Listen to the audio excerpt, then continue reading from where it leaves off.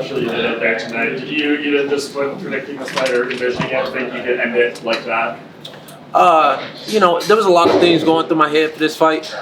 I took him very, very serious. Like I said, he's one of the best wrestlers in the division, and people really thought he could beat Khabib in the future. So I took it like it was a championship fight. I hurt my ankle about 2 weeks ago, getting ready for this one, and I was telling my coach, I'm like, if I'm gonna throw a kick, it's gonna be the left kick. It's gonna be the hurt ankle. Because I was having trouble pivoting off of it. So when he started dipping his head a little bit, I was like, all right, it's time. Let me break out this bad boy. Honest statement tonight? Yeah, of course. Coming back down to the lightweight division, a lot of people forgot. They wrote me out of the top 5, and I had to make sure I reminded them who's here and who's the real future of this division. I mean, y'all follow the sport more closely than anybody.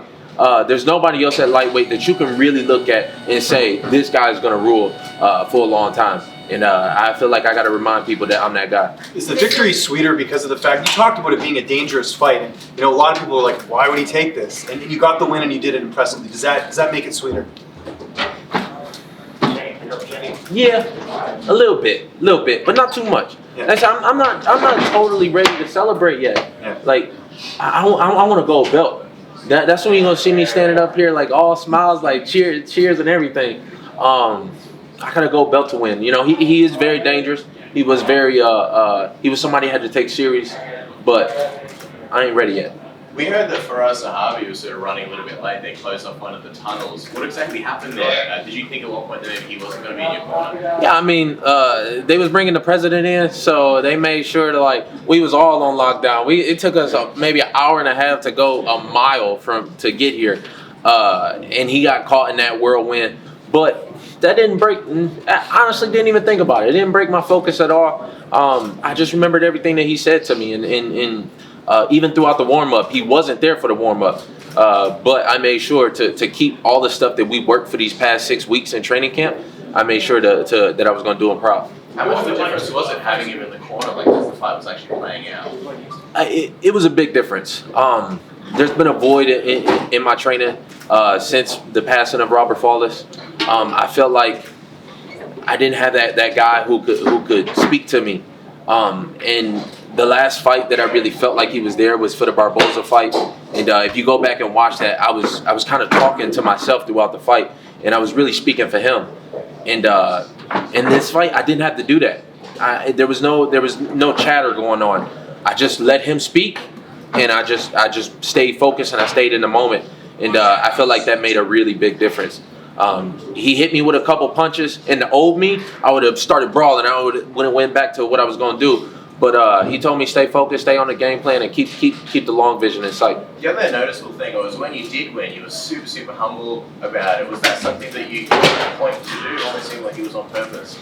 To be honest with you, I don't really understand what people be saying humble and all that. Like, I don't really get that shit. Like, I just do me, and I'm just doing what I'm doing. If it's humble, okay, fine. It's whatever. If it's braggadocious, that's just how I'm feeling today. Like, I just, I don't know. I'm a human, so I feel like I change from day to day, and that's just how I was feeling. The kick landed, but I wasn't like, I was still ready to go, and I'm still ready to go again, and I'm still not like, you know what I mean? Some days you're gonna see me, I'm gonna be on 10. Some days you're gonna see me, I'm gonna be more cool and calm and collected, and I'm growing, so that's all. With the injury, a lot of people are wondering from yesterday when you came into the weigh-ins and the fight tonight if you had staph infection on your chest. Is that what that was? I thought so too for a little bit, but I ain't even gonna lie to you. It popped up 2 days ago. I was like, what the fuck is going on here? But they took a look at it, and it was just an ingrown hair.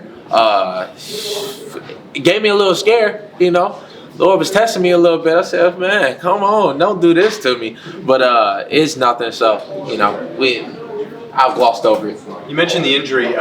When do you anticipate getting back to training? I know this is a fresh win, but do you see it as like a serious injury or anything? Yeah, it was very serious when it happened. It was hard for me to walk for about a week before the fight. But I just made sure I stayed on it every single day. And I hear there's a New York City Marathon tomorrow. So I ain't never done nothing like that. So I might try and run in that bad boy. Even on it, my foot probably gonna be swollen, and I'm probably gonna be in the club tonight. But I might wake up and run in that marathon first. Islam Makhachev said on Twitter that he wants you in January. Is that still a fight that you want? Is it in Russia? No, Russia is November. But January is Las Vegas. January 18th. Maybe the Conor card.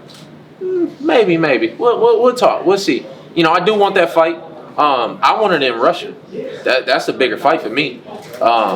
So if he want to fight in Moscow, we can fight. I don't know no date to when that is. You know, I didn't look past this one, and I didn't think too much far into the future. But yeah, sure, that's a fight. That's a fight I'm definitely interested in, and that's another fight that's gonna remind people again, and remind myself again. I don't really give a fuck what nobody else think, but remind myself again that I'm here and I'm here to stay. Would you be ready to go in January if that's something that you both wanted to decide to do? Honestly, I'm ready to go in December. You know, I know they're getting they got another pay-per-view coming up then in Vegas. I might be looking at that, but you know, your boy getting a little name on them, so they would like to pick and choose, and you know, they don't like to put too many headliners on one card. So we'll have to see. You beat Gregor Gillespie here in New York, and you say you want to fight Makhachev in Russia. Yeah. Is it important for you to be the away fighter, or is it like you like that extra challenge, or why is that? Yeah, I just well, no, yeah, I guess I do. I like the challenge. You know, this is how my career has been. You know, I always feel like I fight with my back against the wall, and that's gonna be another one. You know, in Russia, it's a big moment, so I feel like I'm gonna rise to that occasion. If we gotta fight somewhere else, cool. But if it's my pick, like let's do it where you want to do it, and see what you got. I'm sure the feeling of getting a knockout like that is probably something you probably couldn't even describe. How do you go forward and make sure you don't fall in love with that and like trying to recreate that and stick to what your strengths are? Yeah, each fight is different. You know, I've knocked out plenty of people before. You know, just not in the UFC yet. You know, I'm just now barely starting to scratch the surface and barely starting to show people what I can really do. And that's just now coming out into the octagon. I've been doing this shit for years and years and years. But, you know, I'm only 27 years old. I got a lot of fights in the UFC, but people ain't really seen me fight yet. And I feel like as my career keeps going forward and as it keeps going on, I'm going to keep showing new shit. And you're going to be like, damn, I didn't know you could even do that. But just wait on it. Is that something the rest of the division should be worried about? I mean, it feels like you've had a long story already in the UFC, but as you said, you're still only 27. I'm just getting started. It ain't even been it's been a long story. Been a lot of years, but I'm barely even getting started. No major surgeries, no nothing. That's why I say you look at this division. After Khabib and Tony fight, who you gonna have them fight? You Gaethje? I mean, and then are you really giving them a shot? Come on, like I'm here to show that it's gonna be me. I'm the one, you know, and I ain't even gotta prove it. Like I go out there and I'm gonna just do it. Kevin, just two for me. You asked for that Gregor Gillespie fight, now Islam Makhachev.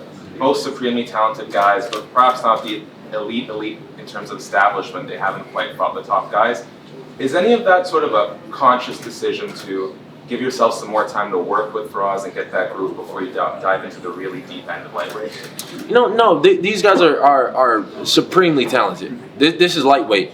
The top 20 guys could all be top 5. You know, they just these rankings. I don't really pay too close attention to it. I'm looking at who is that guy that the real people know is next up. You know, you ask anybody who's seen Islam fight or seen him train or anything, and they say, oh yeah, that guy has real potential and he can really fight. So that's a fight that really interests me. And I don't really care too much who's the biggest or who's got the biggest name value and all that. I should probably. It'd probably be smarter for me to take tune-up fights and shit like that. But no, I want a guy on his up and up. I want a guy trying to make a name off me. When I fight that guy, I want that to be his best day. And then I want to see what he can do. And getting an emphatic finish like this, was it sort of confirmation that this new relationship with Faraz is going to work for you moving forward? I think so. I knew it before the fight even happened. You know, you can't see the future or nothing, but I knew going up there already had made me a better fighter. And I feel like he's got the right style. His cerebral approach to it. I'm already like rah rah rah, and I'm already like I've already got the explosiveness. I got the ability and everything. But his technical approach to it, his focus to it, I felt like made me a better fighter regardless of how tonight went. And it's going to be something in the future too. Kevin, when you made weight at 155, one of the moments that stood out to me was as soon as they announced the weight, you smirked. You had this big smirk on your face. What was that all about? Because people kind of wrote it off. People thought I was gonna have a hard time with it. I stayed focused even through the weight cut, and I tried to use my experience through it. It's been a while since I made that weight, and there was a lot of people had questions about it. So then when I did it kind of easy. It's like, all right, well, just wait on it. Y'all wait on it. This is just one step. 55 is definitely the future for me. I might have had some hiccups here and there. Might have been some downtimes here and there. But the real people who've been sticking through this and really been watching my story, they can see me build and they can see me doing better and better.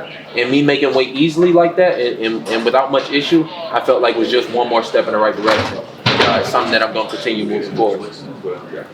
Thanks, Kevin. Thanks, guys. You gotta keep flowing.